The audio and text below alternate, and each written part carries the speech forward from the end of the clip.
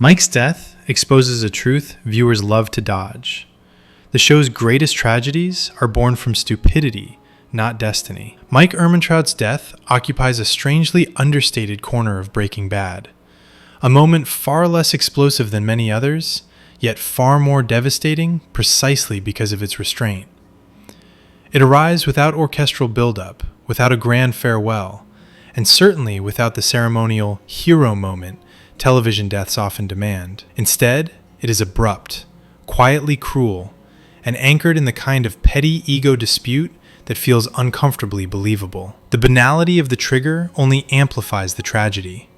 After everything the character survives, he is undone by a senseless clash of pride. Some insist that the scene is hardly underrated, given that it routinely provokes intense reactions, particularly toward Walter White, whose impulsive outburst solidifies his slide into moral vacancy. Others redirect the conversation entirely, invoking characters like Chow as examples of those who deserved better. And then there is the perennial reminder that, affectionate nostalgia aside, Mike was hardly an innocent retiree feeding pigeons in a park. He was a professional killer whose competence and gravelly charm often encouraged viewers to forget the body count behind the smile. Yet that complexity is precisely what gives his death its lasting weight. A man defined by caution, control, and ruthless professionalism is sent off in a moment that lacks all three. It is quiet, unfair, and stripped of grandeur. An ending that lingers not because it is loud, but because it refuses to be. Don't believe the myth that prestige television understands mental health. It rarely does. Jesse Pinkman remains one of the most convincing depictions of trauma ever allowed to slip into mainstream television, an achievement made all the more impressive given the industry's usual fondness for melodramatic shortcuts. His emotional depth isn't performed so much as inhabited. The portrayal of mania, misery, and the exhausting gravity of survival is so seamless it suggests the character lingered long after the camera stopped rolling. His journey, including that desperate, near-mythic push toward Alaska, stands as a rare example of a character arc that understands trauma not as a plot accessory, but as a lived condition. The resonance is immediate and unnervingly intimate, as though the show accidentally wandered into real human experience. He is hardly the only standout. Kim Wexler provides one of the clearest portrayals of the adult child of an alcoholic.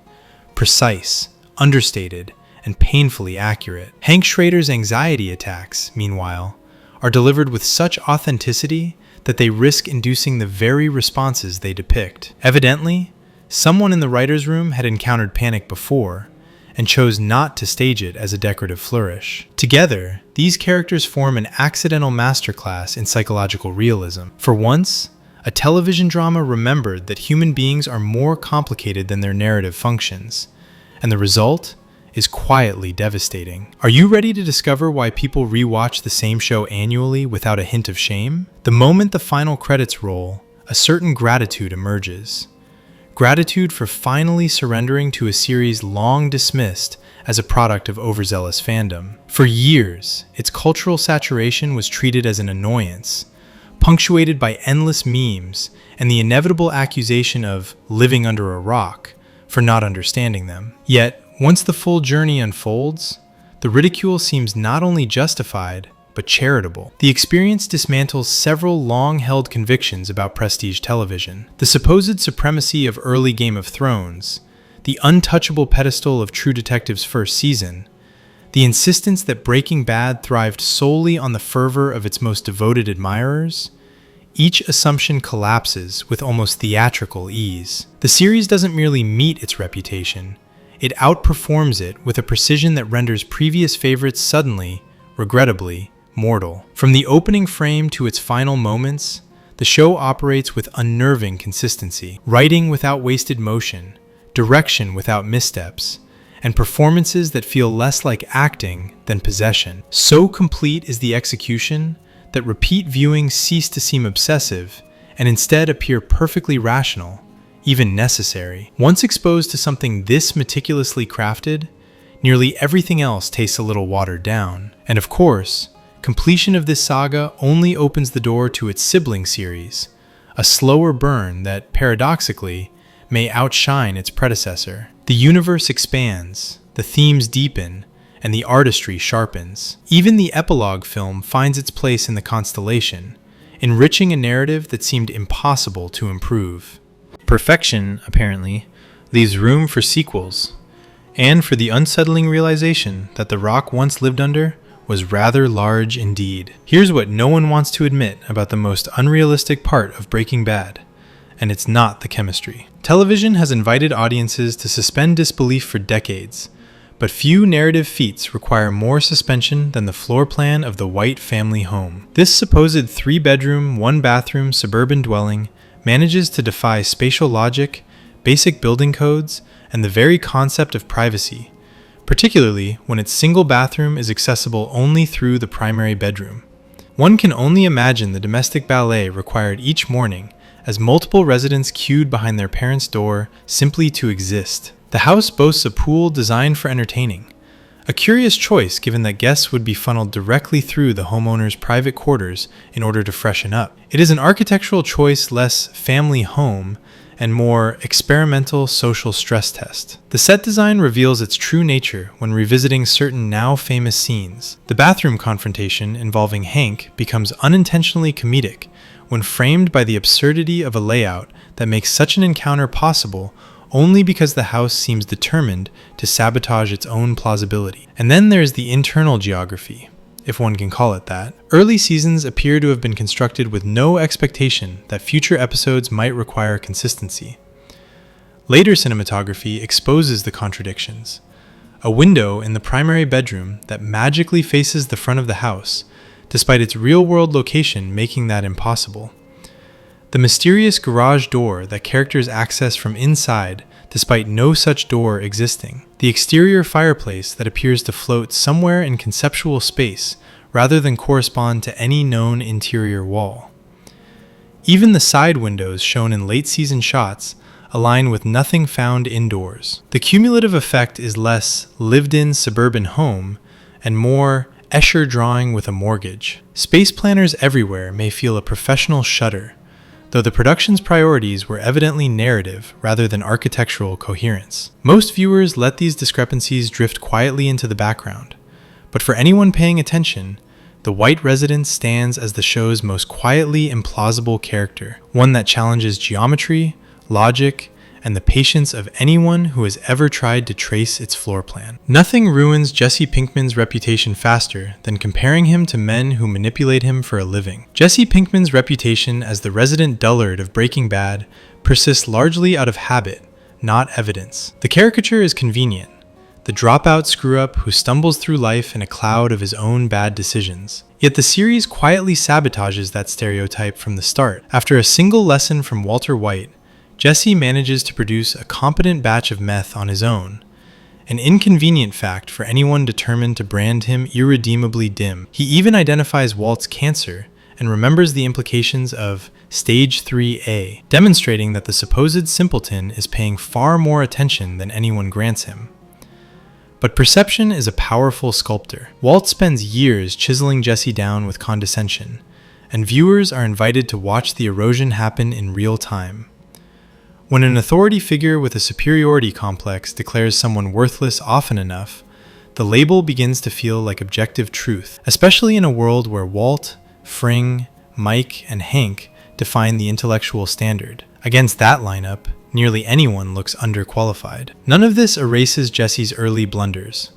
There is no defending the chili powder sales pitch, spoken with the confidence of a man convinced seasoning is the secret to scientific achievement. Nor does leading Hank directly to the RV qualify as strategic brilliance. The bathtub incident remains a masterclass in why some processes require reading the directions before beginning. These moments are memorable, and they make excellent evidence for anyone seeking a tidy label. Yet to stop the analysis there is to miss the full arc. Jesse's problem is not an absence of intelligence. It is an absence of structure, education, and, most tragically, encouragement. The show repeatedly reveals a mind capable of quick learning, lateral thinking, and remarkable adaptability. Walt himself recognized latent potential, or he never would have demanded that Jesse apply himself. No one issues that challenge to someone truly incapable. As the series progresses, Jesse grows into the mental space the plot forces upon him. He learns, reasons, improvises, and frequently perceives emotional or ethical undercurrents that elude characters far more academically accomplished. He is not the prodigy of the criminal underworld, but he is far from the village idiot that others, including his own mentor, insist on imagining. The real issue is comparison. Measured against Badger and Skinny Pete, Jesse is practically a Renaissance thinker. Measured against the chemically gifted, tactically brilliant, or preternaturally disciplined men who dominate the show's hierarchy, he appears outmatched. But that discrepancy says more about the exceptionalism of his company than the deficiency of his mind. In truth, Jesse Pinkman is neither genius nor fool. He is a fast learner, trapped in a life that never gave him the scaffolding to realize his potential, and surrounded by men who weaponize his insecurities to maintain control. Intelligence, as Breaking Bad quietly argues through him, is rarely the issue. The tragedy lies in how little of it survives when the world decides someone is worthless. If you think Skyler is the villain, you might want to rewatch the show with the sound on. Skyler White may be the most intelligently written wife character television has bothered to produce in years, which apparently is enough to earn her a public stoning. From the first episode, she demonstrates an inconvenient skill for observing her husband and noticing when reality refuses to match his stories. Whenever Walter White unveils another flimsy excuse, delivered with all the finesse of a teenager evading curfew, Skyler registers it with the practiced expression of someone who understands she's being lied to, but is patiently waiting for the liar to realize it too. She tracks inconsistencies, connects dots, and eventually uncovers the truth, not through clairvoyance, but through competence, an attribute curiously rare for women in this genre. The contrast is glaring when placed beside other prestige dramas that relegate wives to decorative skepticism at best. Instead of the customary spouse who accepts every implausible explanation as gospel, Skyler is allowed the radical luxury of intelligence. She behaves like someone who actually knows her husband of 16 years and can discern when he has abruptly transformed into a stranger. Yet this realism, the audacity of noticing that one's partner is vanishing for hours, lying constantly, and doing it all with spectacular ineptitude, somehow made her the target of widespread disdain. Anna Gunn famously had to address the deluge of hate mail she received while the series aired, a level of vitriol that said far more about audience expectations than about the character herself. Skyler's great crime was refusing to offer limitless slack to a man who, unbeknownst to her, had transitioned from underpaid chemistry teacher to meth manufacturer. Viewers seemed to desire a compliant accessory who would applaud the transformation, or at least silently endure it. The idea that a woman might object to her husband endangering their family was, apparently, unforgivable. What made the writing particularly compelling was the refusal to render Skyler, or Hank for that matter, a convenient obstacle Walt could easily outwit. Both characters serve as formidable counters to his schemes, forcing him into ever more elaborate, often embarrassingly clumsy improvisations. The genius of the protagonist is repeatedly undercut by the simple fact that the people closest to him are not fools. Skyler's circumstances only underscore the absurdity of her criticism. She is pregnant unexpectedly in her late 30s, raising a teenager with cerebral palsy, managing a household on the brink of financial collapse, and supporting a husband working 2 dead-end jobs, one at a car wash, the other in a school system that barely pays him. Then comes the avalanche: abrupt secrecy, inexplicable behavior, and finally, a cancer diagnosis with insurance so inadequate it borders on parody. Under these pressures, she remains far more composed than anyone reasonably could be, and once the truth of Walt's criminal enterprise emerges, some viewers, astonishingly, expected gratitude. Skyler White was not written to be liked.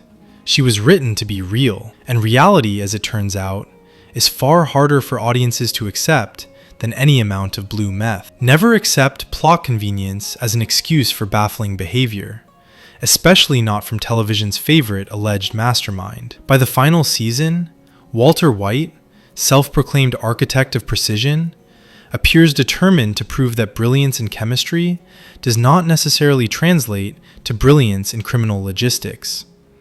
His choices invite a simple question: what exactly was the plan? Start with the infamous money burial. Walt, obsessive micromanager of all things chemical, suddenly treats basic geometry as a suggestion. The barrels go into the ground vertically, the least efficient storage solution imaginable, unless the goal was to create a desert art installation. Supporters insist this orientation allows him to access the top quickly, as if the man expecting to flee federal prosecution would one day return, daintily part a thin layer of sand, and withdraw cash like a bedtime mint. More likely, the orientation reflects the season's theme: haste masquerading as strategy. Then comes the frantic desert charge, triggered by the belief that Jesse has discovered the hiding place. Upon arrival, Walt finds the site undisturbed, a perfectly clear signal to leave immediately. Instead, he opts for a dramatic emotional collapse in the open, granting his enemies the courtesy of time. Adrenaline may explain some lapses, but even adrenaline typically favors self-preservation. Walt's perpetual assumption that Jesse lurks behind every juniper bush hardly helps. The result is less criminal genius, more desert melodrama. The piece de resistance arrives with Jack's gang. With a gun to Hank's head, Walt volunteers the precise sum buried in the desert, $80 million, because he clings to the delusion that the right words, in the right order, will charm homicidal neo-Nazis into mercy. This is the same rhetorical fantasy he drags through every relationship: Skyler, Jesse, Hank, even Gus. Walt believes language can rearrange reality. Unfortunately for him, Jack prefers simpler negotiations. And yes, some of these narrative beats exist because drama demands tension. Characters, even the allegedly brilliant ones, stumble, miscalculate, misread the moment. Real people do as much, often with far fewer stakes than $80 million and a desert execution. Still, the accumulation of missteps forms a pointed irony. Walter White, the man who once prided himself on mastery, ends his empire not with a flawless plan, but with a series of avoidable blunders presented as inevitabilities. Season 5 doesn't merely depict his downfall, it showcases the widening gap between the myth of Heisenberg and the frantic improvisation of the man behind the myth. Curious why dating an addict is one of the fastest ways to destroy recovery? Jane demonstrates it painfully well. The relapse of Jane, the supposedly 18 months clean recovering addict, is often treated as an inexplicable plot turn, an abrupt leap from stability to heroin. Yet the only unbelievable element is the expectation that recovery, particularly one built more on appeasing a parent than genuine commitment, should withstand the gravitational pull of proximity to a user and dealer like Jesse. Relapse rarely arrives with a polite prelude. For many addicts, the door never fully closes. It simply waits for the next opportunity. Access alone can be enough to unravel months or years of sobriety. The idea that she should have warmed up with something lighter, as though relapse operates on a tasting menu, reveals a profound misunderstanding of addiction's efficiency. Addicts tend to return to what works, and heroin's reputation for delivering immediate euphoria requires no further marketing. Anyone familiar with the effects of opiates knows the seduction. Pain dissolves, the world glows, and consequences evaporate. That intoxicating memory does not vanish after 18 months, or even decades. Jane's relationship with Jesse provided the perfect storm. Dating an active addict is already a well-known violation of recovery's most basic safeguards. Dating an addict who is also a drug dealer turns the situation from ill-advised to catastrophic. The temptation wasn't subtle. The substances she once relied on were not metaphorically nearby. They were in the next room. Recovery programs exist precisely because resolve alone collapses under these conditions. Triggers aren't poetic abstractions. They're practical hazards. Despite attending meetings, nothing about Jane's behavior suggested a woman building a sober life for herself. It resembled compliance, not conviction. Renting to a dealer, then falling into a relationship with him, was not an accidental misstep, but a quiet invitation for disaster. She did not stumble into relapse. She constructed the path and walked it willingly. Her descent from sobriety to meth and then to heroin was not a baffling leap. It was a predictable unraveling once the first boundary was crossed. Many addicts justify the initial slip with something harmless, only to find themselves rapidly returning to their drug of choice. One drink, one high, one moment of permission. Then the familiar spiral resumes. The tragedy lies not in the shock of her relapse, but in how avoidable it was. Nothing about Jane's recovery was fortified. Everything about her environment was combustible.